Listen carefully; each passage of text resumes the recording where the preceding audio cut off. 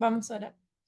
Querido Deus que está nos céus, obrigada por mais um sábado que estamos aqui juntos e juntas, reunidos para estudar. Eu peço que esse Espírito Santo esteja comigo para compartilhar o assunto que eu escolhi hoje, que possamos todos aprender, todos e todas, e que possa ser de bênção para cada um de nós. Obrigada por cada uma das tuas bênçãos. Eu peço tudo em nome de Jesus. Amém. Feliz sábado. Vou começar de novo. Espero que todos estejam bem. Só para vocês saberem, eu prefiro que, se vocês querem participar, obviamente está todo mundo convidado para participar. Eu gostaria que vocês possam abrir o microfone, porque não vou conseguir seguir o chat muito. Eu vou tentar, mas não acho que eu vou conseguir muito. E eu gostaria que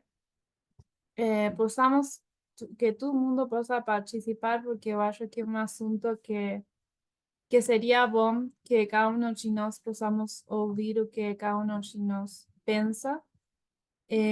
O assunto que eu escolhi hoje é sobre um livro que eu estou lendo, que o livro em português é O Mimo da Mente Americana. Estou lendo o livro em inglês. Eu acho que sinceramente, eu só vi um resumo do livro em português, não vi o livro em português. Mas, ¿por qué escogí ese libro? Ese libro aparece en uno de los archivos que compartilhou o ancião Parminder en uno de los grupos. Y ese libro aparece no archivo Os homens são de Mercúrio e as mulheres são de Netuno. Eu não vou falar sobre o que fala o artigo, só vou falar sobre o primeiro capítulo do livro, que eu achei muito interessante, porque fala sobre os relacionamentos entre as pessoas e como a cultura está mudando em relação aos relacionamentos. Só para dar um resumo sobre o que fala o livro, o, o livro explora o fenômeno do conceito de segurança, especialmente nas universidades, e também abrange o que a sociedade, como está sendo a sociedade agora. E o livro se centra na sobreproteção e o foco na segurança emocional e como isso está tendo consequências negativas, especialmente nos jovens e nos adultos. E o livro se centra nessa ideia de como a sobreproteção dos indivíduos está afetando negativamente as pessoas de forma individual e, obviamente, levando isso nos relacionamentos. A ideia que o livro tenta explicar é como essa segurança que as pessoas querem ter nas suas vidas, que por um lado está certo, mas estão levando isso no extremo. E que leva a isso? Que as pessoas tenham vulnerabilidade emocional e, e que isso impeça que as pessoas tenham uma diversidade intelectual e que as pessoas tenham menos resiliência. Eu ainda não li todo o livro, eu acho que estou no capítulo 3, mas o que eu li até agora eu gostei muito. Então, por isso, decidi trazer um dos temas que toca o livro com vocês. O primeiro capítulo começa contando uma história que aconteceu em 2009. Eu vou contar a história e para que a gente possa debater sobre as perguntas que eu vou fazer. Então, é uma história em 2009, é de uma família, uma criança de 3 anos, que o nome da criança é Max, e dois pais, a mãe e o pai, nesse caso. A criança estava por começar a creche, e obviamente, na maioria das creches, antes de começar, os pais têm uma reunião com as professoras ou professores. E durante essa reunião, a professora estabeleceu uma regra para todas as crianças. A regra era que ninguém poderia levar frutos secos. Então, foi um dos assuntos mais discutidos. Por quê? Porque se proibiu frutos secos pelo medo das crianças terem alergias ao amendoim.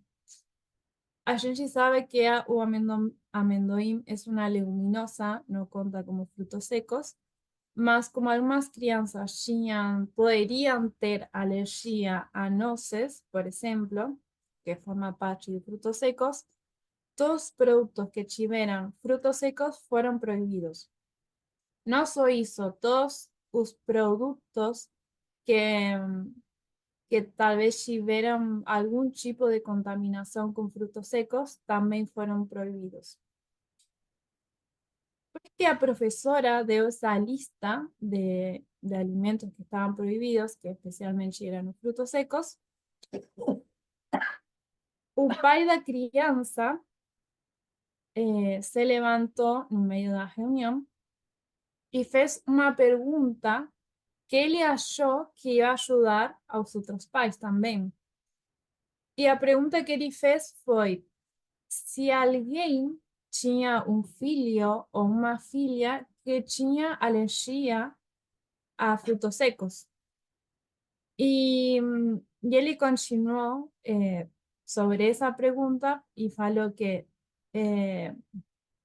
se sabia algum pai ou uma mãe que um dos filhos ou filhas tinha alergia a frutos secos, sabiam que todo mundo ia fazer o esforço para que nenhuma criança corra o risco de consumir um alimento que tenha alergia. E por que fez isso? A intenção dele era: ok, se ninguém tem alergia a frutos secos, então só a gente pode diminuir a lista de proibidos só para o amendoim, que era o maior problema que a escola estava falando, que tinham medo que eram uma das crianças que tinham possibilidade de ter alergia a amendoim. O que acham sobre a resposta do pai? Ele está certo no que está falando? Ele está sendo imprudente? Ele está sendo irresponsável? Ou está falando algo lógico? Ou a intenção está sendo boa? O que vocês acham? Eu vou esperar alguém me dar uma resposta.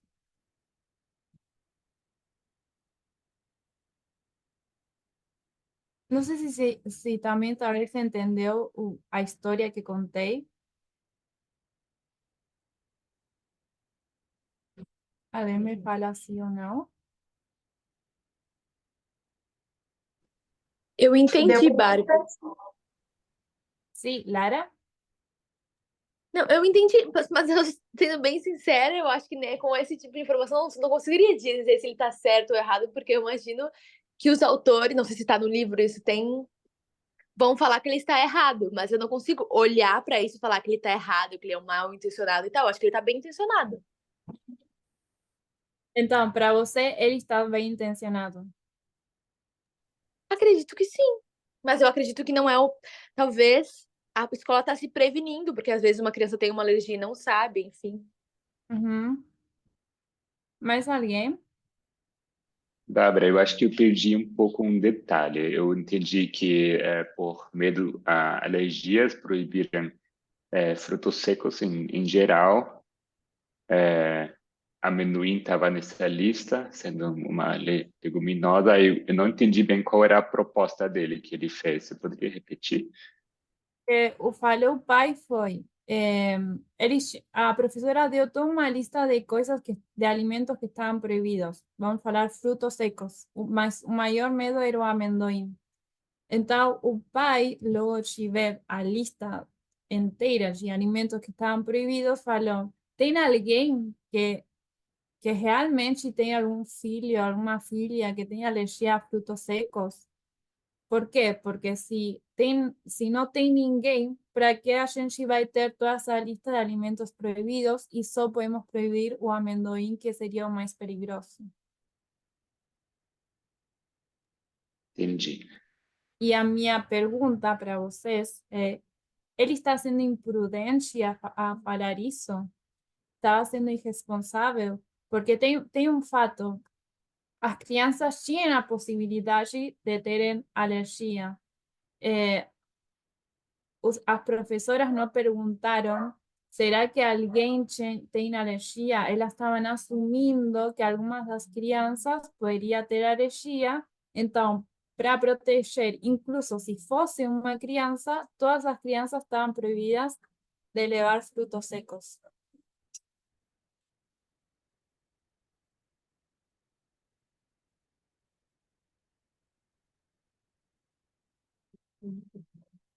Alguém quer responder minha pergunta?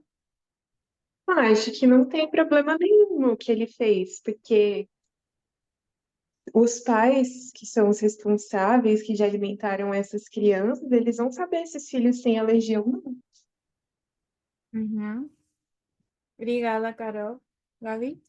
Estava pensando se de alguma forma é justo que, por exemplo, uma criança só tem esse problema e todas as outras não podem comer por causa dessa uma criança, vamos supor que tem alergia. Uhum. Ou podemos ir pelo caminho tipo, estamos sendo empáticos, vamos colaborar, mesmo que uma não possa.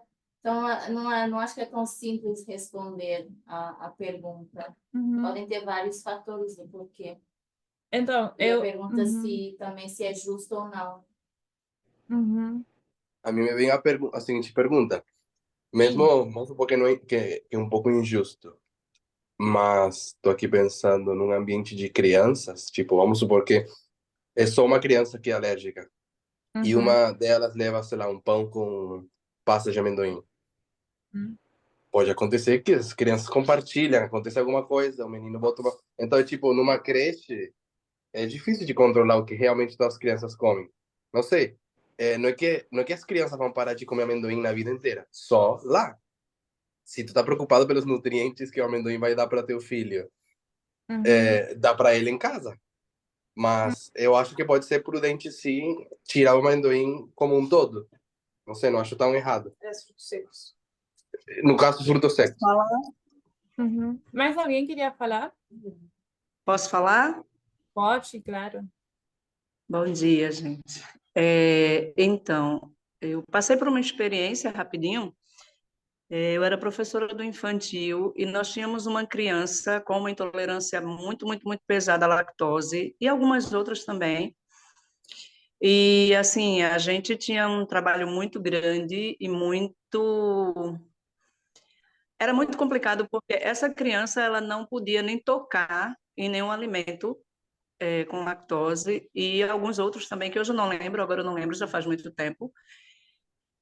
E foi uma batalha para nós professoras, éramos duas na sala, porque algumas vezes essa criança precisou ser socorrida por ter tocado em iogurte de uma outra criança. Então, é prudente, sim, a atitude da professora, ao mesmo tempo que é uma atitude que sim, que retalia as crianças que não têm problemas a poder comer aquilo que elas têm vontade ou aquilo que os pais querem que elas comam com relação até à nutrição e etc. E é uma questão, eu acho que é muito, muito polêmica, sabe? Porque, tipo, sim, talvez a professora esteja certa, mas ao mesmo tempo você retaliar, digamos, 10 crianças de comer algo que elas queiram comer por causa de uma, também é complicado. Então, eu acho que as duas atitudes estão certas dentro de um ponto de vista diferente, sabe? E, por outro lado, vem a questão da empatia, não é? Então, seria todo um trabalho, sabe? Você ser empático com a criança que tem a intolerância, que tem o problema alérgico, que às vezes é letal, é fatal, E também pensando nas outras crianças. Então, a gente trabalhou assim o tempo todo, tanto eu quanto a professora ficávamos vigilantes a partir do momento que nós tivemos conhecimento do problema e cercávamos a criança que precisava dessa proteção o tempo todo, sem proibir as outras crianças de levarem o seu lanche, o seu iogurte, etc. Mas foi um trabalho muito grande, muito desafiador. Ô, Babi, Obrigada, obrigada por compartilhar isso. Renildo? isso aí é o Arthur. Ah, Arthur, perdão. Eu acho que o exemplo que você deu acaba se resumindo se a gente for pensar no lugar que a gente frequenta. Então, se a gente expande isso para outros lugares, eu acho que talvez fique mais fácil de entender. Por exemplo, se a gente for no mercado, provavelmente você vai ser impedido de entrar com capacete.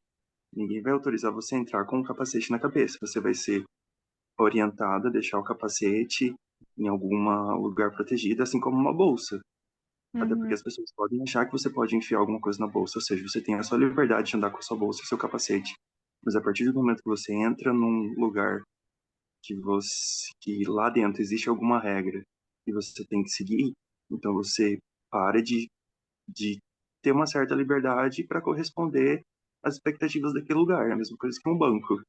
Você vai ao banco, você automaticamente tem que retirar as coisas que tem dentro da sua bolsa ou deixar as coisas que provavelmente tem ferro para você passar na porta giratória. Eu acho que seria a mesma coisa dentro da escola.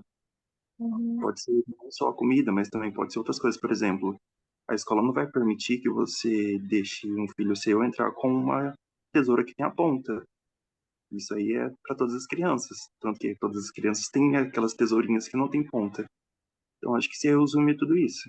Então, a professora dizer que não é proibido esse determinado tipo de alimento, não tem problema nenhum. Até porque já tem lei que fala que existem alguns tipos de alimentos que não podem entrar na escola. Tipo, no Brasil tem.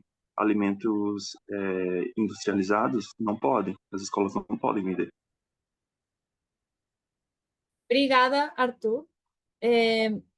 Acho súper interessante que tenham me dado suas opiniões e eu acho que só com o que falei a gente poderia falar de outros assuntos, mas eu vou desviar ou eu vou colocar a resposta onde eu gostaria que a gente fale hoje.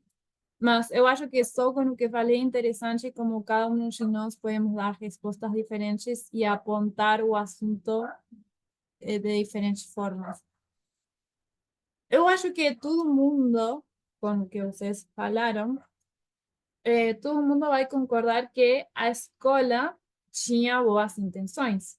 Por quê? Porque, como falamos, queriam proteger as crianças de uma possível alergia.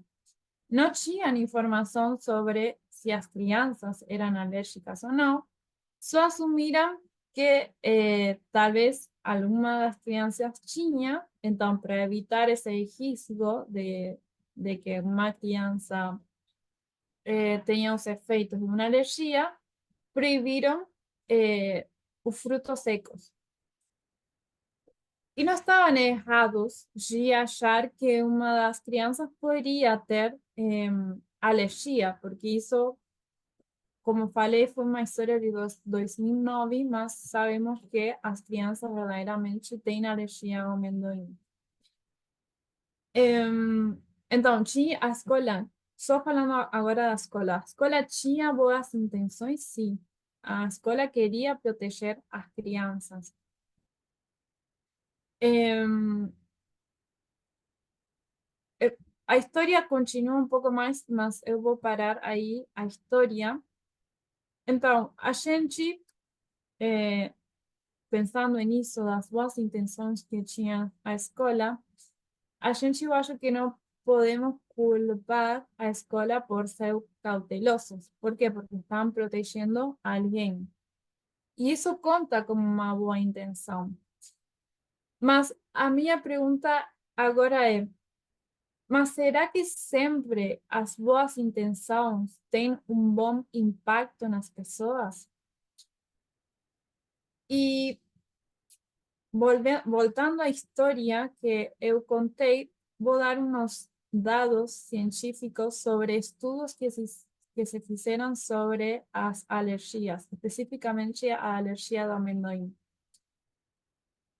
En 2018, se fez una pesquisa y tinha aumentado un número de crianças con alergia ao amendoim comparado con un estudio que se fez en la mitad de 1990. En 2018 se halló que 14 de 1000 crianças tinham alergias ao amendoim y comparado con el estudio que se fez años anteriores, 4 de 1000 crianças tinham alergia. Então, o número tinha aumentado. E se a gente pensa nesses números, seria uma ou duas crianças na creche que ia ir a criança. Então, era possível que uma das crianças tenha alergia. Nesse momento, ninguém sabia a causa disso, só se sabia que as crianças eram vulneráveis, as crianças são vulneráveis, então tinham que proteger as crianças do amendoim e qualquer coisa que tenha contato com frutos secos. Então, tendo em mente esses dados, sabendo que em 2018 o número de crianças que tinham alergia ao amendoim tinha aumentado, a escola, a gente poderia falar que estava certa no que estava fazendo. Tem dados que sustentam isso. Voltando, eu falei que a história aconteceu em 2009. Mas acontece que o impacto ou o dano foi grave. Por quê? Porque em 2015 se fez uma organização que estuda especificamente a alergia ao amendoim, fez um estudo. Esse estudo se basou na hipótese de que a ingestão de produtos que contêm amendoim, quando iniciada durante a infância, vai provocar uma resposta imune protetora em vez de uma reação imunológica alérgica. O que estou falando? Se as crianças começam a consumir produtos que contêm amendoim na infância, isso vai provocar uma resposta imune nas crianças, não vai dar alergia nas crianças. O que fizeram os investigadores? Selecionaram 640 crianças de idade de 4 a 11 meses de idade, e todas essas crianças tinham um alto risco de desenvolver alergia a amendoim. Por quê? Porque tinham uma severa dermatite ou tinham testado positivo para outras alergias. O que fizeram? Dividiram na metade essas 640 crianças. A uma metade falaram que continuem com o conselho normal que se dá para as crianças que têm esse alto risco de ter alergia, que evitem que as crianças comam frutos secos. E a outra metade das crianças que têm o mesmo alto risco de ter alergia, os investigadores deram um snack que tinha pasta de amendoim. E falaram para esses pais que tinham que dar para os filhos ou filhas esse snack 3 vezes por semana. Os investigadores deram seguimento às famílias cuidadosamente e quando as crianças completaram 5 anos, foram testadas para a reação alérgica ao amendoim. E os resultados foram os seguintes. As crianças que foram protegidas do amendoim, ou seja, que não consumiram amendoim durante 5 anos, o 17% tinham desenvolvido uma alergia ao amendoim. E o grupo que foi exposto ao amendoim, só 3% desenvolveu alergia ao amendoim. Foi entrevistado um dos investigadores e o investigador falou que Vou ler o que ele falou. Por décadas, alergistas têm recomendado que seja evitado o consumo de comida como amendoim nas crianças para prevenir alergias. Nossos descobrimentos sugerem que esse conselho foi incorreto e que possivelmente tem contribuído para o aumento de alergias ao amendoim e outras comidas. Porque isso faz sentido e talvez a Carol, que é médica, poderia explicar melhor do que eu, mas nosso sistema imune requer exposição para uma variedade de alimentos, bactérias, para quê? Para desenvolver a capacidade de dar resposta imune a ameaças reais ou ignorar aquelas ameaças que não são reais. A gente pode usar essa mesma lógica para vacinação. Então, voltando para o exemplo da escola.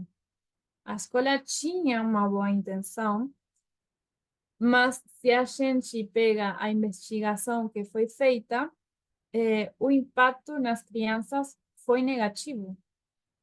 Por quê? Porque a investigação fala que mostrou que só 3% das crianças que foram expostas à alergia, foram expostas a amendoim, perdão,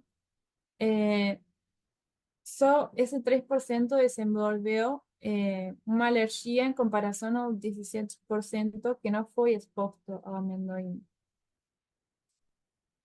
Então, quando a gente pensa numa situação onde alguém ou um grupo de pessoas teve um impacto ruim ou se sentiu mal por alguma coisa que alguém falou, que nome damos para essas pessoas?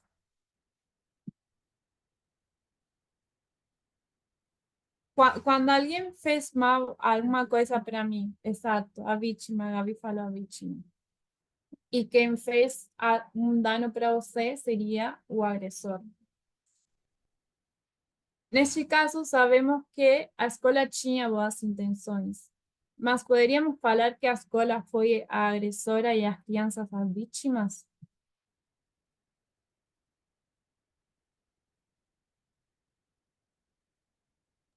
Não, porque não sei. Perdão, quem está falando? Carolina, mas eu não sei. Pode falar, Carol.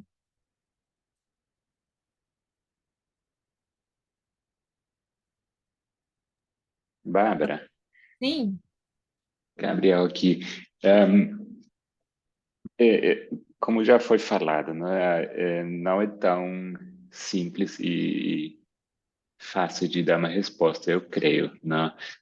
O que eu entendo do lado da escola é que se trata de diminuir um possível risco, né? Porque as repercussões, né, para uma escola, o professores, ou seja, ministro da educação, são enormes, né? Se porventura acontecer algum caso que poderia ter sido prevenido, né?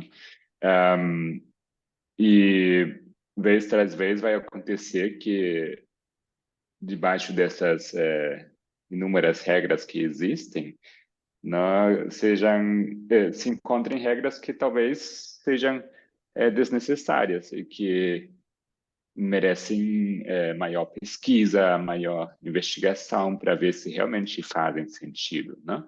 Mas como um primeiro passo, né, o cuidado excessivo seria o mais seguro, né? Mas eu não sei bem a que se basearam, né,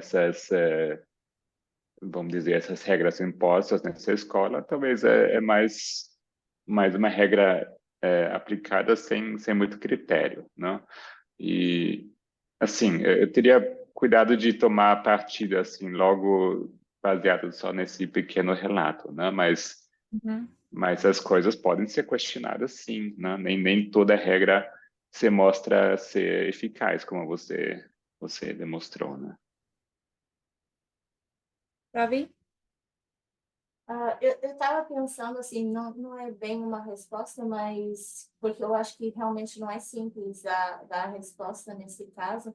Mas, por exemplo, se a gente pensa no conceito agressor-vítima, a gente sempre fala que, por exemplo, quando a gente pensa no agressor, às vezes a gente diz, mas a pessoa sofria de uma doença mental, e isso, aquilo, e a gente quer, de certa forma, desculpar o ato.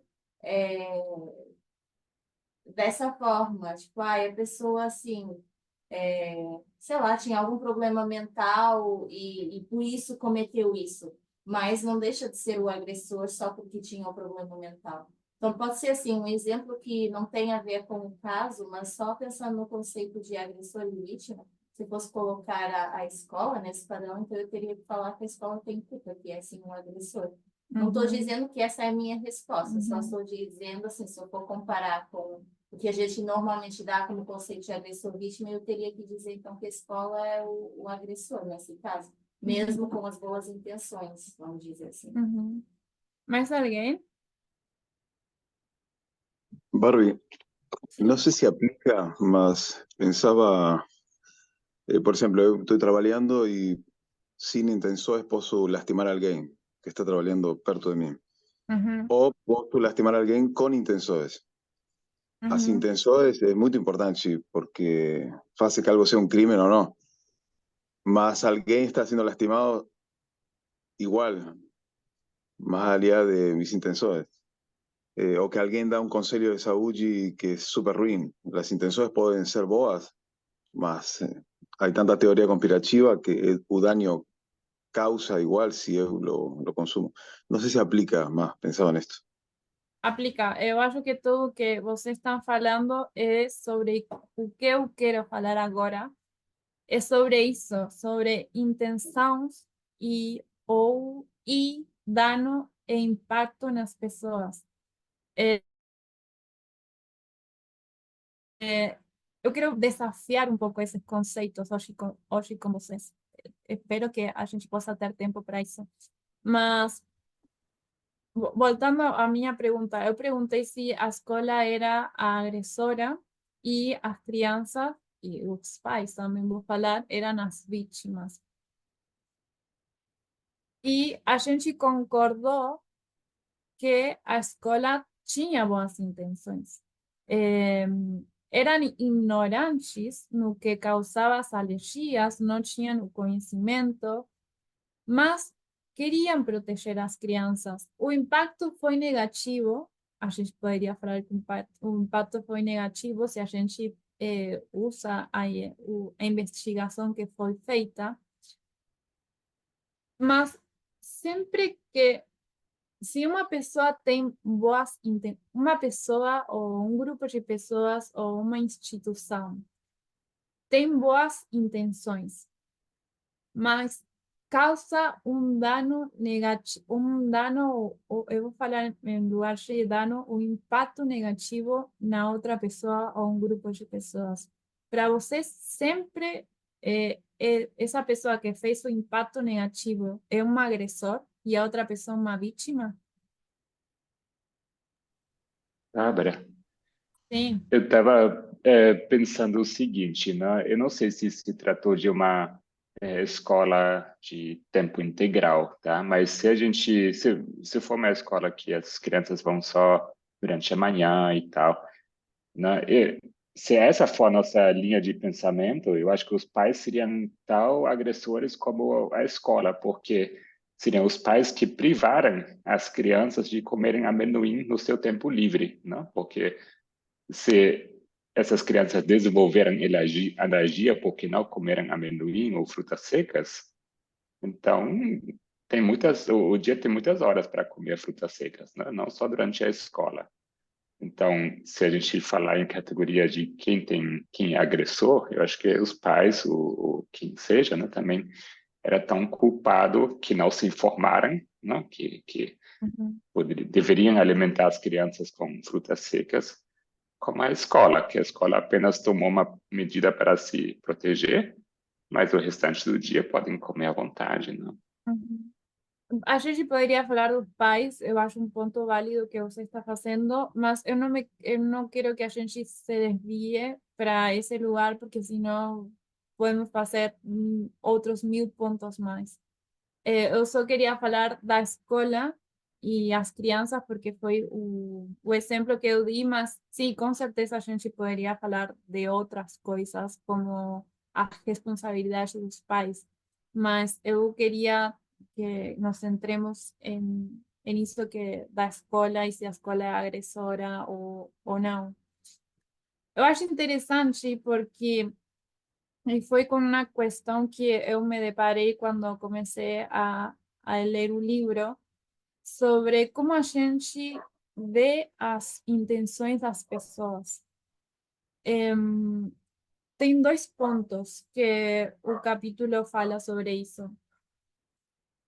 Podemos ver o que falam as pessoas ou o que fazem as pessoas só a gente baseados nas intenções ou a gente se basear no impacto que tem nas coisas, esquecendo as intenções das pessoas. Vou falar de uma terceira, que é tipo um balance entre as intenções e o impacto. Vou continuar e a gente vai ir debatendo sobre essas ideias. Alfredo? Perdão. Eu considero que para haver vítima tem que haver opositor. Não podemos considerar o amendoim causador dos danos da vítima. Portanto, tem que ser a escola. Uhum. Sim, tipo, quando tem uma vítima, tem um agressor, mas meu ponto é, a escola tinha boas intenções. Será que a escola ainda é uma agressora se tinha boas Eu intenções? posso te matar com boas intenções. Para te tirar do sofrimento, eu vou tirar a tua vida. São boas intenções. Estou-te a destruir, mas com boas intenções. Eu não quero que tu sofras. Uhum. E por isso Então vai eu me vou matar. acabar com a tua vida. Com boas intenções. O caso daquela pessoa que comete como é que eu digo? Comete suicídio. Uhum. Ela tem boas intenções. Ela está na ideia dela, ela está com boas intenções, quer se libertar do sofrimento, mas está a causar um dano a si próprio. Uhum. As intenções não podem interferir. A gente vai, assim, eu acho que depois cada um vai escolher sobre se as intenções interferem ou não. Eu acho pessoalmente que sim, que são importantes, mas, assim, a gente pode pensar em exemplos extremos, mas o que eu gostaria que a gente possa ver hoje seria princípios. E depois a gente sim vai aplicar isso a cada situação. Então, o que a gente está falando agora, o exemplo da escola, estamos falando sobre saúde física, sobre um impacto físico que nesse caso teriam as crianças.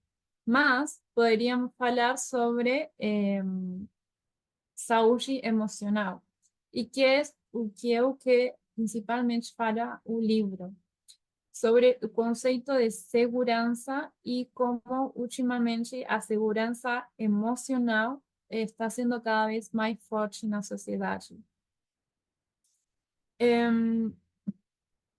Então, por que achei interessante novamente esse capítulo do livro? Porque fala e desafia os sentimentos que temos quando interpretamos as intenções das pessoas ou instituições.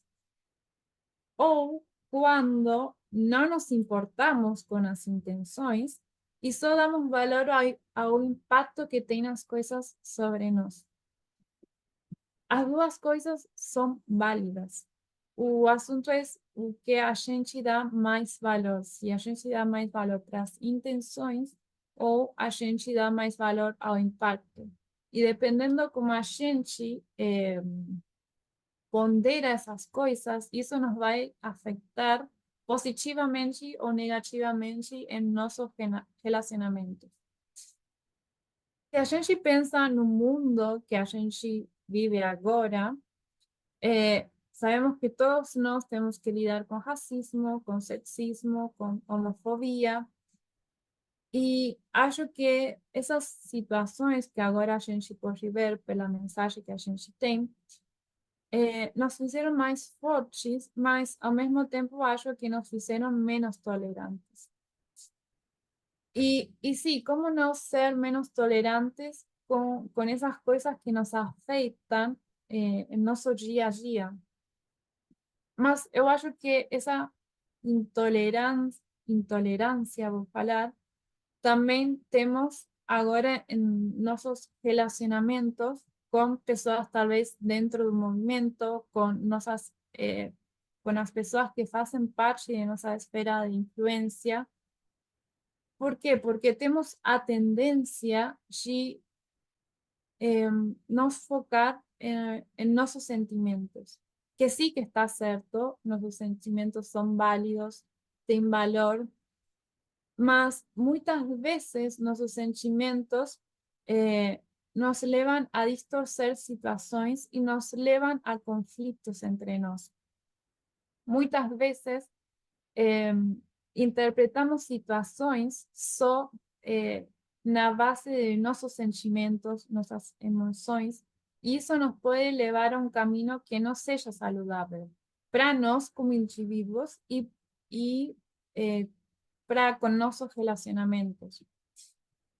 Estou trazendo esse assunto porque acho que temos ou podemos aprender uma forma mais saudável de nos relacionar unos con otros.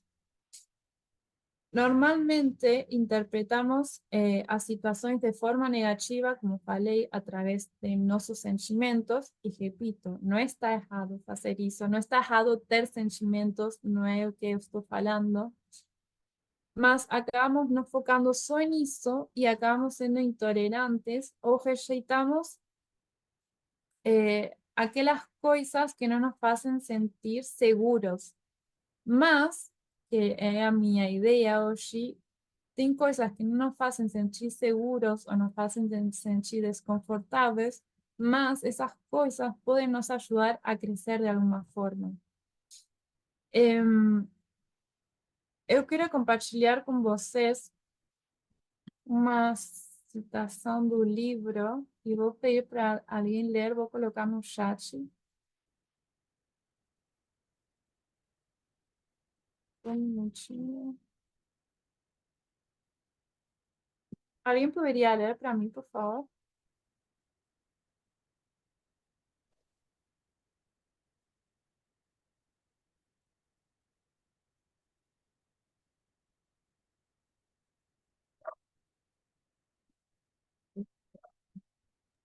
Vou ler, Barbie. Obrigada. Os sábios de muitas sociedades convergiram para a ideia de que os sentimentos são sempre convincentes, mas nem sempre confiáveis. Muitas vezes distorcem a realidade, privam-nos de percepção e prejudicam desnecessariamente os nossos relacionamentos. A felicidade, a maturidade e até mesmo a iluminação exigem a rejeição da inverdade do raciocínio emocional. E, em vez disso, aprender a questionar os nossos sentimentos, E, em vez disso, aprender a questionar os nossos sentimentos. Os próprios sentimentos são reais e, às vezes, nos alertam para verdades que nossa mente consciente não percebeu, mas às vezes nos desencaminham. Obrigada. Só para esclarecer, quando fala de raciocínio emocional, está falando de um conceito que explica no livro, mas é quando a gente raciocina só com os sentimentos, só com o que eu estou sentindo no momento. Então, está criticando isso de como só raciocinar com os sentimentos pode nos levar a coisas que não são verdade, coisas que nos desencaminham. Como podemos unir esse assunto dos sentimentos sobre o impacto e e as intenções. Quando a gente se sente ferido, quando eu acho que alguém me machucou por alguma coisa, estou falando de meus sentimentos. O mesmo quando a gente fala se as pessoas tiveram boas ou más intenções. Estou falando também de sentimentos, e como falei, isso não está errado, os sentimentos são válidos, e como fala a citação aqui, muitas vezes os sentimentos são reais, e muitas vezes esses sentimentos nos vão alertar sobre verdades que, como fala a citação, estão em nossa mente, que nossa mente consciente não percebeu. Então, os sentimentos podem ser uma boa guia, mas ao mesmo tempo podem nos levar por um caminho errado que seja prejudicial para cada um de nós.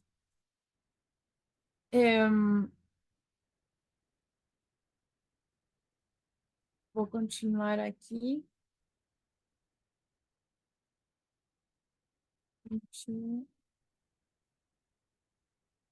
Queria compartilhar outra história que eu acho interessante. Acho que não está no capítulo 1, está em outro capítulo, mas eu acho que a gente pode usar essa história para o que estamos falando agora. Então, a história é de um casal, uma mulher preta que estava casada com um homem preto. O nome dela é Catherine Foster. Então, o marido dela, repito, um homem branco, tinha sofrido um acidente na rua. Não, perdão, a mulher é preta e o homem é branco. Perdão. Ok. Só para repetir, a mulher é preta, casada com um homem branco. O homem teve um acidente muito grave na rua, foi levado ao hospital e na sala de emergência estavam os médicos, obviamente o homem branco que sofreu o acidente, e também a mulher estava na situação. Os médicos, médicas, começaram a perguntar para o paciente que tinha sofrido o acidente a história clínica. Mas como o paciente estava em grave estado, perdia a consciência e não conseguia responder. Então, a mulher começou a responder. Mas, quando ela começou a responder, todo mundo ignorou ela. E ela comenta que ela se sentiu pela primeira vez invisível. Por quê? Porque ela estava explicando para os médicos, estava contando a história clínica do marido e ninguém estava prestando atenção a ela. Num momento da situação, imaginem, os médicos tentando salvar a vida do homem, super estressante, angustiante, a situação toda, dependendo do lado que a gente possa ver a situação. Mas o médico, um dos médicos, olha para ela indiferente e com um tom de voz frio e distante pergunta para ela qual era a relação que tinha com o paciente. E quando os médicos estavam tentando salvar a vida do homem, também a equipe médica, que também o livro fala que eram todas pessoas brancas, perguntaram para ela qual era a relação que ela tinha com o homem. E ela remarca muito que foi com o mesmo tom de voz, um tom de voz frio e distante. E quando todo mundo começou a perguntar, começou a fazer a mesma pergunta com esse tom de voz frio e distante, ela começou a chorar. E ela fala que ela entendia que a lei e o protocolo do hospital tinha a regra de que os médicos tinham que perguntar isso, que era uma informação que era solicitada. E o que ela fala, que para ela foi desconcertante o tom de voz que os médicos estavam usando com ela. E ela, en ese momento, pensó a pergunta que fez ela a ela mesma é sério que eu tenho que lidar com o racismo agora mesmo quando a vida do meu marido está em risco? E eu gostaria que alguém de novo possa ler um pouco mais sobre o que ela sentiu nesse momento e como ela lidou com a situação. Eu vou colocar de novo no chat.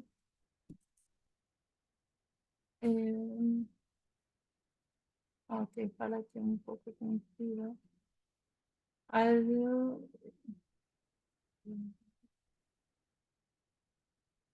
Sí, así es. ¿Alguien podría leer? Eu queria tanto poder. Esse, né? Posso, Bárbara? Y o siguiente, por favor.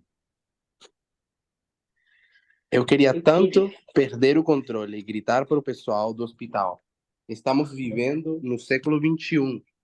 É chamado de casamento interracial. Mas eu sabia que minhas emoções estavam tomando conta de mim nesse momento incrivelmente estressante, me levando a rotular os médicos e enfermeiras como racistas. Eu estava presumindo que sabia o que eles estavam pensando. Mas não é assim que normalmente penso quando não estou sob tanto estresse. Levou tudo o que eu tinha, mas respirei fundo e pratiquei o CARE, empatia, consciente, escuta ativa, reação responsável e consciência ambiental, que eu ensino. Lê outro, né? Tá. Por favor. Lembrei-me de que todos estavam fazendo o melhor para salvar a vida do meu marido, que o estresse da situação poderia estar influenciando minhas interpretações e que eu precisava manter as linhas de comunicação abertas. Fazer isso deve ter mudado a minha aparência, porque embora não me lembre de ter agido de forma diferente, pareceu que de repente os médicos começaram a me mostrar raio-x e a aplicar os procedimentos que estavam fazendo. E a explicar os procedimentos que estavam fazendo. Um dos atendentes até saiu e me comprou uma xícara de café e se recusou a me deixar pagar. Foi quando tive a epifania de que o que vivi não foi racismo. Ninguém estava sendo malicioso porque eu era negro e meu marido era branco. Mas para que compreendessem totalmente nosso relacionamento, eles tiveram que mudar suas ideias estereotipadas sobre a aparência de um casal. Obrigada. Eu vou comentar mais um pouquinho e depois gostaria que, se alguém gostaria de falar. Ela fala que nessa situação, no hospital, os médicas foram insensíveis.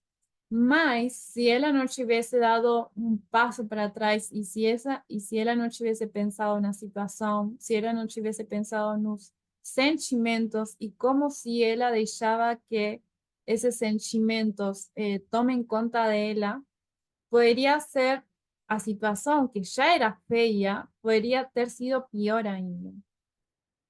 O marido dela ficou bem. E depois da situação, depois de todo o estresse, ela foi falar com a administração do hospital sobre a insensibilidade e a falta de consciência que tiveram os médicos com ela e o marido. E o hospital acabou pedindo desculpas. Então, ela poderia ter reclamado para os médicos nesse momento? Ela poderia, ela tinha o direito a fazer isso, mas nesse momento, se ela deixava que seus sentimentos tomassem conta dela, ela, nesse momento, ia reclamar para eles que eles estavam sendo racistas, porque depois da situação toda, que ela se acalmou, pensou as coisas de diferente forma, ela viu que esse caso não era um caso de racismo. Então, se a gente pensa nas intenções e como a gente vê como ela está contando a situação, os médicos não tinham uma má intenção. Foram insensíveis, sim. Teve um impacto negativo nela? Obviamente, sim. Mas isso converte aos médicos em agressores e a ela a vítima.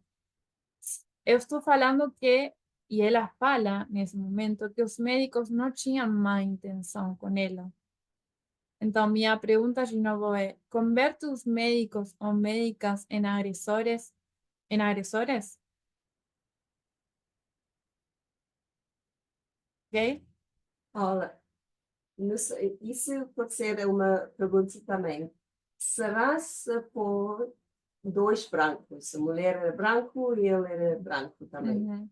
E será as ações dos médicos todos aí, as perguntas, era mesmo? Eles fariam a mesma coisa? Uhum. Então, aí eu faria essa pergunta. Será as ações dele vai ser a mesma coisa? Porque Carolina poder ser uma testemunha disso, não é? Será os médicos logo disseram, olha, teu marido está nesse estado, não sei o que mais, mas já disse seu marido. Mas porque ela é preta, poder ser a empregada dele, foi fazer a pergunta diferente. E ela tem que engolir e pensar, ela tinha mudado o pensamento dela, não é eles. Não é? Uhum. Então, para mim, sim, em algum lado, ela era vítima Uhum. Vítima do quê? dos Para médicos, você do racismo? do racismo dos Uhum. médicos. Mas ela está falando que para ela não sofreu racismo. Que o que ela sofreu foi insensibilidade por parte dos médicos, Então, eu mas pergunto, ela não vê racismo nisso. que era então, ela está dizendo insensibilidade dos médicos, não pensar em ela, como é que ela está sentindo a situação do marido, é Uhum. isso. Uhum. Ela está vendo, os médicos não estão vendo a cor dela. Pronto, essa é uma coisa. Mas como eu iniciou dizendo, eu disse no início, se era dois brancos, será eles reagir da mesma maneira? Uhum. Não sei. O que é válido que você está falando, porque acontece isso, mas no texto fala que, e ela fala e explica que por protocolo eles têm que perguntar. Sim, isso eu Você, compreendo. que relação você tem com essa pessoa aqui? Por protocolo é algo que eles têm que fazer. Barbie, Sim.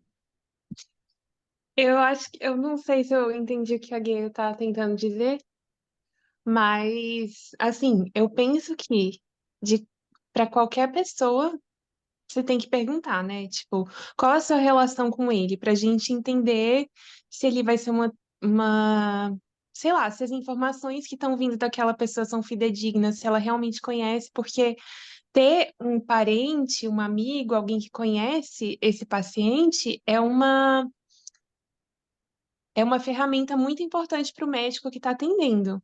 E Uhum. outra coisa, os médicos na emergência, eles geralmente eles não vão estar felizes, eles estão sem dormir, eles têm mais, sei lá, 30 pessoas para atender e eles não vão estar tipo alegres, contentes. Geralmente não é um ambiente assim de muita assim emocionalmente muito legal, sabe? Eles estão ali para fazer aquele trabalho e ser objetivos e ponto. Só que pode ser que nessa situação ela não tenha sido vítima de um racismo simplesmente por eles estarem sendo insensíveis ou objetivos demais ou não terem um tato emocional. Só que ela é vítima de racismo fora, né? Um racismo estrutural. Então pode ser que ela já por estar sensibilizada a esse racismo que ela sofre fora, aí ela tenha que processar essa situação dentro. Ela é vítima, não necessariamente dessa situação, mas de uma situação maior. Com certeza, concordo assim plenamente, mas estou pensando no que você está falando, eu concordo com você, mas pensando no assunto que a gente está falando, vai ter muitas situações, assim, a gente sabe, por exemplo, temos racismo estrutural, temos sexismo estrutural, mas eu acho interessante pensar nisso. É verdade, a gente vive nesse mundo que está estruturado dessa forma, mas não quer dizer que cada situação que a gente tenha vai ser que a pessoa está tendo a intenção de ser racista ou sexista, embora a gente more nessa estrutura.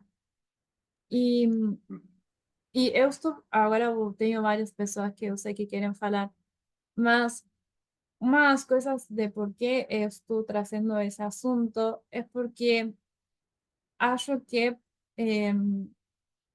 o mundo já é hostil. A gente mora num mundo hostil, mas a gente, se tem certas atitudes, se eu vejo cada pessoa como um agressor, o mundo vai ser mais hostil ainda. Por isso, acho que podemos ter relacionamentos mais saudáveis, pensar mais nas intenções que têm as pessoas, como fez essa mulher aqui. Sim, a mulher sabe, eu imagino, essa história é um fato real. Vivemos em um mundo que está estruturado, que é racista, mas o que ela foi e parou para pensar, ok, vou olhar para as minhas emoções e vou analisar se estão tendo a intenção ou não de me machucar ou me discriminar por minha cor.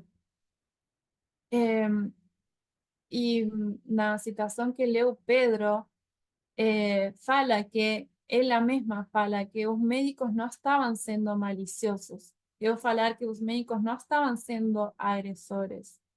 Então, eu acho que quando a gente deixa de ver todo mundo como agressores e nós o tempo todo como vítimas, se podem construir bons relacionamentos, se podem construir boas coisas, podemos ter resultados positivos. Acho que primeiro estava Gabriel. Gabriel, você queria falar? Sim, Barbie. Eu estou achando muito interessante esse estudo. E esse estudo me lembra de um artigo que eu li na Folha de São Paulo. Depois eu posso até compartilhar. Que fala sobre justamente essa questão da imparcialidade, né, na justiça, etc. E um ponto que justamente me lembra do que você está fazendo é que eles trazem esse conceito do viés intencional, tá? Ou seja, que o nosso julgamento sobre, no caso, né, se essa equipe médica tenha sido racista ou não, ela depende muito do resultado da situação, tá? Então, no caso, o nosso viés sobre essa intenção ou não intenção, ele é influenciado pelo resultado da situação. O resultado é que a mulher ficou ofendida, tá? Então, se a mulher não tivesse ficado ofendida, é bem provável que a gente teria uma outra opinião sobre existir racismo ou não da parte da equipe médica. Não sei se deu para entender, tá? Mas o artigo que eu li, ele cita um estudo que eles fizeram, uma pesquisa com mais de 4.000 pessoas, fazendo justamente esse tipo de perguntas, né? Mesmo cenário, dois resultados diferentes, né? Como as pessoas então julgam se pessoa X era mal intencionada ou se era bem intencionada. E os resultados simplesmente variam com respeito ao resultado, ou vamos dizer, com o resultado final. Então, se o resultado final é ruim, então atribuem que a pessoa carregue parte da culpa. Quando o resultado é positivo no final, eles não atribuem necessariamente que a pessoa tenha contribuído para o bom resultado.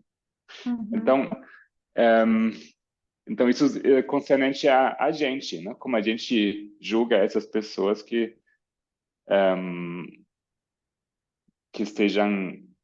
têm uma opinião sobre a intencionalidade, né? Mas, enfim, é um assunto complexo. É complexo, eu concordo que é complexo. Alfredo? eu penso que estamos a viver num mundo que é a teoria do mundo justo. Então, se o marido teve um acidente e entrou no hospital, a obrigação do médico é tratar do doente, não é perguntar se ela é casada, se é solteira, se é viúva, se não. O mais importante é o estado do doente que entrou no hospital. Que a mim o médico vai perguntar, olha, como é que foi o acidente? É justo, é injusto, ele é culpado, ele não é culpado. Ele não dá-lhe para isso. O médico está lá para atender a entrada dele no hospital. Depois de tratarem dele, então é que vão saber informações. Encontra-se sempre, tenta-se sempre encontrar defeitos na vítima. A vítima, o causador, nós, quando há algum acontecimento, olhamos sempre primeiro para a vítima. Por exemplo, uma miúda entra numa discoteca, é violada. Nós vamos perguntar como é que ela estava vestida. Estava de minissaia. Vamos a tentar justificar a violação dela. Porque é que ela foi de minissaia, não ia de calças. Nós tentamos sempre arranjar desculpas para incriminar a vítima e não o causador. Por que é que as crianças estão a sofrer de alergia ao amendoim? É por causa do amendoim, não é por causa da escola que está a dar o amendoim. É por causa do amendoim. É assim que o mundo está a agir. Vivemos num mundo justo. Gabi, você queria falar uma coisa? Não, eu só ia falar que, no caso dos médicos, eles precisavam dessas informações para tratar o paciente, pelo que eu entendi. Tipo, estavam tentando estabilizar o paciente, mas precisavam ainda de informações extras. Então, não tem como, para mim, não tem como falar assim, eles têm que concentrar primeiro no paciente, fazer tudo que é necessário, se precisam dessas informações para seguir no tratamento. E a história fala que perguntaram para ele a história clínica, mas ele não conseguia responder, e aí entra a mulher que estava sendo ignorada, e por isso ele pergunta qual é o relacionamento que você tem com ela. Mas eu acho, até a Carol falou, são coisas que são por protocolo. O protocolo está errado. Para mim, o protocolo está errado. Porque imagina que não entra ninguém com um doente, o médico é que tem que avaliar a situação do doente. Por exemplo, no caso dos animais, da protetora dos animais, o cão entra, não fala, nem nós não sabemos o que o cão tem, e o médico vai tratar. É a mesma coisa, não vai perguntar é dona, não é dona. No quiero hacer un debate de un protocolo porque algo está establecido y algo que imagino que fue estudiado por mucho tiempo y acho necesario, mas no me quería desviar. Cris? Sim, eu achei muito interessante a parte que ela fala que ela estava presumindo o que eles estavam pensando, por muitas situações. Eu posso falar por mim. Se a gente deixar os sentimentos nos levarem, nós vamos estar fazendo um pré-julgamento do que o outro está pensando. E com isso a gente pode entrar numa situação totalmente desconfortável, por não dominar esses sentimentos. E baseado em um pré-julgamento do que o outro está pensando no momento que ele está abordando. Eu posso realmente perder o controle da situação e ir pelo lado pelo fator de ter que me colocar aquilo que eu estou sentindo e quanto mal eles estão me fazendo ou a pessoa está me fazendo, quando no momento não é bem aquilo que eu estou pensando, né? Raciocinar primeiro, né? Se acalmar, respirar, eu acho que é um fator muito importante, independente de qual seja a situação. Porque uma vez que nós respiramos, uma vez que essa pessoa respira, essa pessoa se controla, ela raciocina em cima dos fatos, né? Ela toma uma melhor decisão. Isso eu acredito que é muito importante. Porém, somos seres humanos, né? E realmente em um momento desse que a pressão, a, a risco, né? Riscos, grandes riscos, né? E há várias pessoas envolvidas nesse fato, claro, essa parte mexe com todo mundo ali, né? Tanto os médicos, como a Carol falou, que podem estar, né, sem dormir, estão ali para fazer esse serviço, estão preocupados com o paciente, vão ser ríspido, entre aspas, porque a outra pessoa está achando aquilo rispidez, né? Mas também, se for pensar no lado dos médicos, a gente um pouco que compreende, né? Então, tratar desses assuntos é muito delicado, porque realmente, como seres humanos, a gente não pode passar por cima dos nossos sentimentos, mas tem um momento certo de lidar com eles, né? De se acolher, e naquele momento, quando ela raciocinou, ela viu que não era o momento ideal para acolher aquele sentimento, que ela precisava ser racional e visualizar a situação a qual precisava ser vista, da forma que precisava ser vista.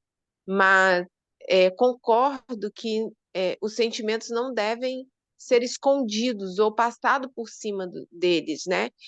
Mas acredito que é preciso uma maturidade emocional, né? Uma maturidade emocional para lidar com isso, porque às vezes sou eu quem vou ter que lidar com esse sentimento, né? E saber lidar com ele, talvez nem vá envolver uma outra pessoa. O problema estava na minha cabeça e não com a ação da pessoa, né? Não sei se eu fui compreendido ou se ficou meio confuso. Não, Cris, totalmente. Eu entendi seu ponto e eu concordo como uma das coisas que você falou. Não é fácil fazer o que essa mulher fez nesse momento de estar em uma situação extremamente de estresse e falar, não, vou me acalmar e vou pensar as coisas de diferente forma. E quando ela fez isso, ela teve resultados positivos quando ela conseguiu fazer isso. Que é fácil, não é nada fácil, como você falou, requer maturidade emocional, mas eu acho que não é só isso, eu acho que é a forma como a gente aborda as coisas também. Porque, só antes de continuar, vou fazer um comentário. A Lara escreveu aqui no chat, eu vi agora, mas uma pessoa dizer que não sofreu racismo não é suficiente para ela não ter sofrido racismo realmente. Não estou afirmando que nesse caso foi ou não. Eu concordo com você, Lara, porque quando eu li esse relato, eu tive que ler muitas vezes para, em certa parte, acreditar que ela realmente viu que não era racismo, porque quando eu vi, a primeira vez que li isso, sem ver a conclusão, eu falei, estão sendo racistas, ela é preta, eh, estão ignorando ela porque ela é preta, mas depois comecei a pensar em todos os componentes que tem e confiar no relato da mulher também, né? Não quer dizer que, como você falou, que muitas vezes uma pessoa vai achar que não está sofrendo racismo e realmente está sofrendo. Mas, nesse caso, eu acho que se a gente analisar bem todos os fatores, como falaram da situação dos médicos também, não estavam sendo racistas com ele. Sobre umas coisas que falou aqui sobre, eu falei que não era só maturidade emocional, eu acho que é como a gente olha, como a gente aborda as situações. Como eu falei, vou falar três formas de abordar. Uma tem só me importar com o impacto que tem as coisas sobre mim. sobre impacto pode ser negativo ou positivo, mas a gente aqui está abordando mais talvez o impacto negativo. E a outra forma é eu pensar nas intenções que tem nas pessoas. E a outra talvez pode ser uma mistura das duas, que eu vou falar que sim importam as intenções e que também importa o impacto. Porque que uma pessoa tenha uma boa intenção, ou vou falar que não tenha uma má intenção, não quer dizer que o impacto negativo que eu tenho como pessoa deixe de existir. O impacto continua sendo negativo para mim, mas a gente tem que ver, não deixar de lado a boa, se a outra pessoa teve ou não uma boa intenção. Porque eu acho que nisso está a diferença. Eu não acho que a gente pode classificar a uma pessoa que tem uma boa intenção de um agressor. Se a gente faz isso, é porque eu estou pensando no impacto que teve as coisas sobre mim, no impacto negativo. E o que leva a pensar no impacto negativo que teve sobre mim e esquecer das intenções, e esquecer ou analisar se a outra pessoa teve boas intenções ou não. Me leva a ter maus relacionamentos, me leva a fechar, a me fechar como pessoa, a pessoas que tal vez têm ideias diferentes a mim, a ficar chateado o tempo todo, a ver um mundo mais hostil do que já é o mundo. Então, não acho que seja uma forma saudável de a gente só pensar no impacto que as coisas têm sobre nós. Porque, como falou a Cris, somos seres humanos e podemos errar.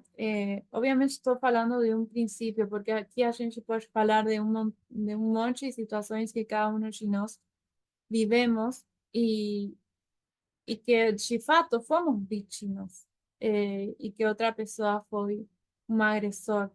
Mas a gente tem que, eu acho que tem que ter, não se fala, uma mente mais aberta e considerar as intenções das pessoas. Uma das coisas, e já tenho que terminar, porque eu acho que me passei do tempo. Cris, você queria falar mais alguma coisa? Sim, Bárbara.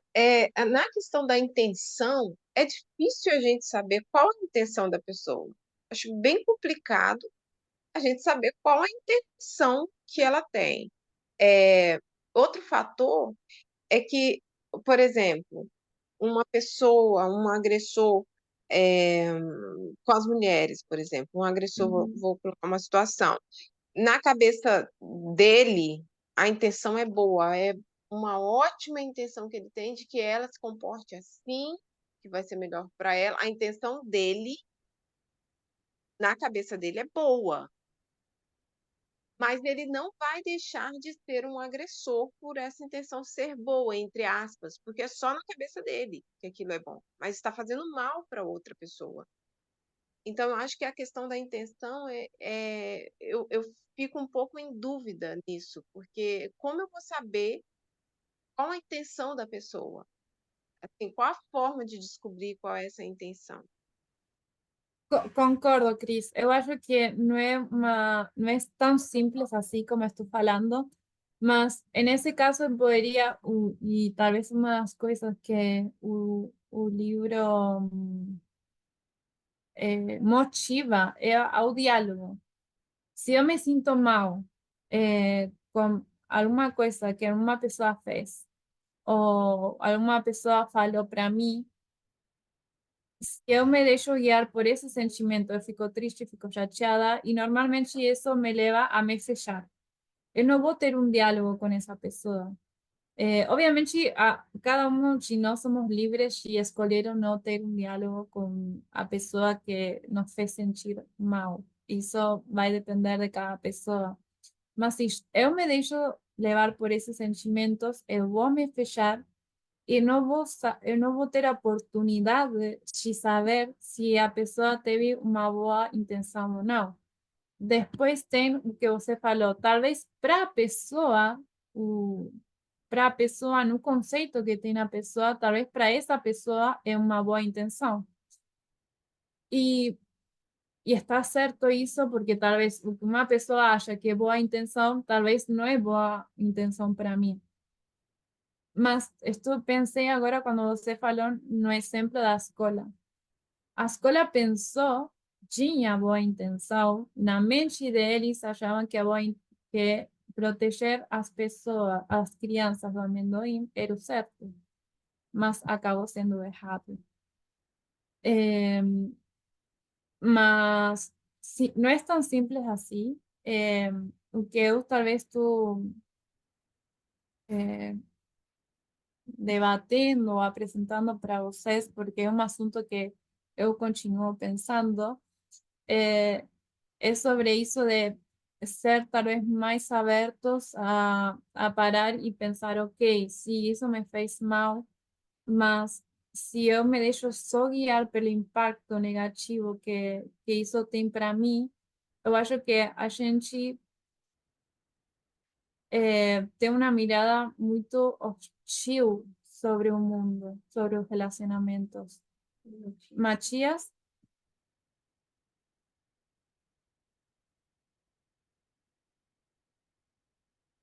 Machi, Y você queria con... falar? Sí, estoy hablando, ¿no se escucha? Agora sim. Ah, pensaba, por ejemplo, en un relacionamiento con personas de un ministerio, en ciertas ocasiones eu me he sentido machucado, mas en un fato de querer seguir con un relacionamiento Mas está ruines. cortando. Hola, hola. A última coisa que você falou foi que dentro do ministério você se sentiu machucado por pessoas. Por personas, en realidad, no de un ministerio, sino de alguna persona de un movimiento.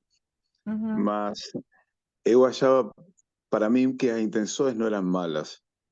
Porque eu también sé que posiblemente he feito lo mismo. He machucado personas, aun cuando mis intenciones no eran ruines. Entonces yo puedo comprender eso y, y seguir entendiendo las intenciones. Mas hay otras cosas, por ejemplo, que se quieran tirar o derecho a aborto. Eu sé que las personas tienen intenciones bobas, que los bolsonaristas cuando eles piensan que están matando crianças de verdad allí. Intenciones son boas, mas la idea es tan ruin que no importa las intenciones. Y podemos, no sé, hablar de los de ISIS también, ir a casos muy extremos. Intenciones son boas, hayan que están siguiendo un mensaje de Deus, mas lo que hacen es tan ruin. Hay extremos ahí de violencia, mas eu acho que o contexto es muy importante para saber y entender intenciones o ir directamente a fatos y, y juzgar así.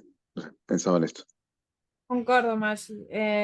Por isso, eu só falei de duas histórias que foram fatos, e a gente, como eu falei, a gente poderia falar de um monte de situações, de um monte de, de por exemplo, coisas que você falou do aborto, sobre os direitos do matrimônio do mesmo sexo. Obviamente, se a gente fala com a extrema direita, eles vão falar, não, a gente está seguindo o que fala a Bíblia. E na mente deles são boas intenções.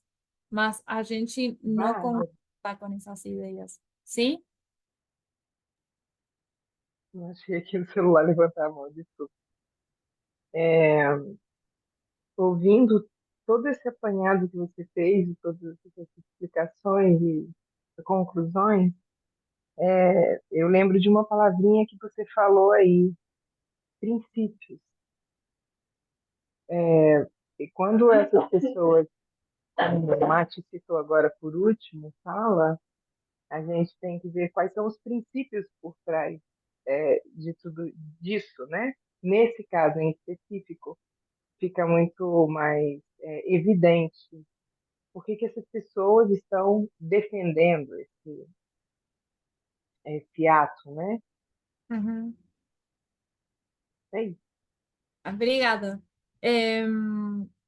Sí, y usted mencionó un principio, Machi obviamente estaba hablando del principio que tienen esas personas que tienen esas ideas, mas o que eu também queria trazer, en cierta forma, era un princípio que eu estou estudando, que achei interessante,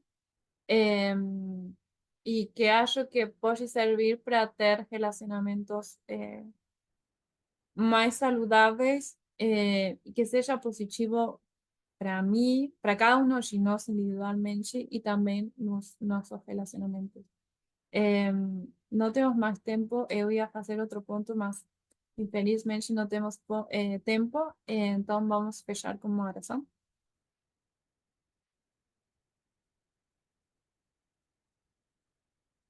Querido Deus que estás nos céus, obrigada por cada una de tus bênçãos, obrigada porque temos este espaço aqui para compartilhar nossas ideias, compartilhar nossos pensamentos, nossas experiências. Eu peço que o Espíritu Santo esteja com cada uno de nós, que nos dê sabedoria, paciencia para lidar com cada uno de nós, com nossas diferenças, para que a gente possa desenvolver essa maturidade emocional, para que a gente possa, se é necessário, mudar nossa visão sobre os relacionamentos, como lidamos com as pessoas. Obrigada porque temos a nossa volta muito conhecimento e eu penso que nos dê sabedoria para também escolher as boas fontes para que cada um de nós possa crescer individualmente e também assim como nós sendo parte do ministério. Eu peço que estejas conosco no restante do sábado, no nome de Jesus. Amém.